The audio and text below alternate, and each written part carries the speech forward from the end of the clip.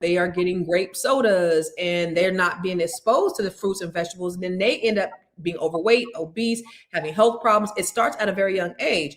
And if you notice in these places where you have these food deserts, the amount of death and diabetes and hypertension and health issues, they skyrocket. Mm-hmm.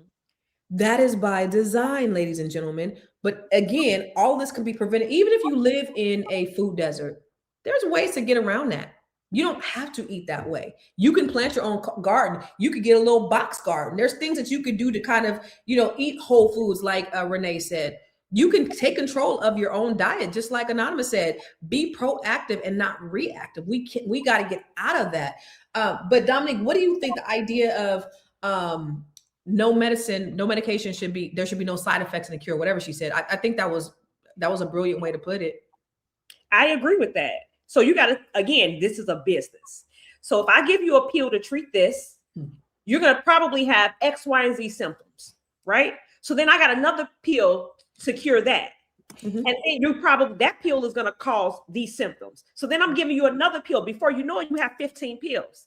Again, it's a business. Why, if you're treating something, why should you have all these side effects? You shouldn't. But if you're trying to keep yourself in business, I'm trying to stay in business. So I need people to buy houses, right? Mm-hmm. And so you just keep doing this stuff over and over and over again. And it doesn't matter. It's just like cancer treatments. You're going to almost die before you get better. Mm-hmm. And they're going to charge you an arm, a leg, your house, your firstborn child for that treatment. Mm-hmm. Why should you have side effects when something is supposed to be curing something? It doesn't make sense. And I think that we have to get back to holistic living. I've said it before on this show. I want to farm. I want to create my world. I want to have a compound where my family and friends come together. We're growing our own food. We're taking care of our own animals, so we know what we're eating. I had a garden at home. I grew cucumbers and tomatoes. Totally different from what you have in the store. You get cucumbers in the store, it's wax all over it. What's all that on it? It's to preserve it and keep it, right? When I grew it in my garden, I didn't have any of that. And so I'm very conscious about making Look at how plump our chickens are. Yes. Why are they so big? Why are they so big? Let's talk about this. Why they should be born?